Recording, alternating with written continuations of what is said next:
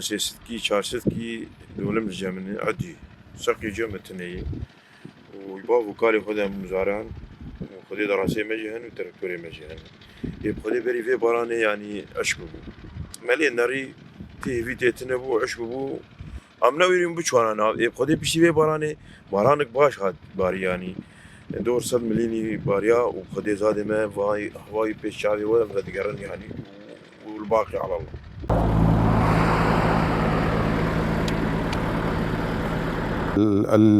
المزروعات البعلية تعتمد على كميات الأمطار الهائلة التي تتجاوز معدل في الجزيرة 450 ملي في السنة. في هذه السنة تمت الزراعة أغلب زراعات البعلية في شهر 11 وكانت هناك كميات أمطار جيدة تجاوز 60 ملي أدت إلى إنبات المساحات المزروعة بالقمح والشعير البعلي، ولكن انقطاع المطر لمدة شهرين أدى تأثير سلبي. طبعا الجفاف له أثر سلبي على القمح والشعير، أدت إلى اليبسان ما يتجاوز 25% أو ل 75% من المساحات، ولكن لم تؤثر هذه الجفاف إلى الجذور التي امتدت لمسافة 15 إلى 20 ملي داخل عمق التربة.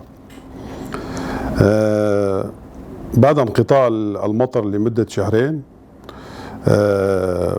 وصلت الهطولات المطرية ل 100 ملي في بعض المناطق خلال الأسبوع.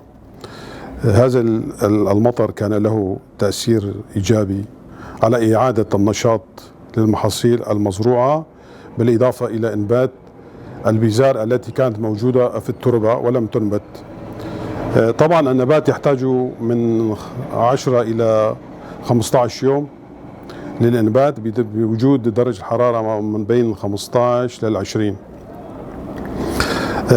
إذن يمكننا أن نقول هذه الهطولات الأخيرة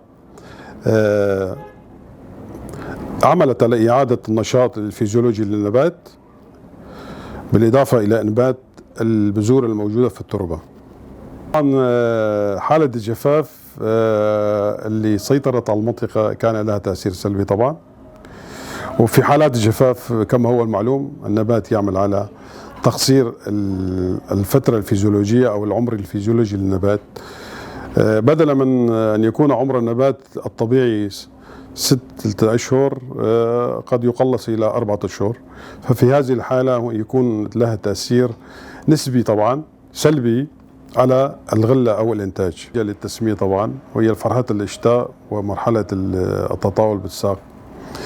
النبات يحتاج إلى كميات زائدة من الغذاء لتشكيل أو لتكوين المادة الأساسية للنبات التي تساعد على عملية التركيب الضوئي، بالإضافة إلى عملية تشكيل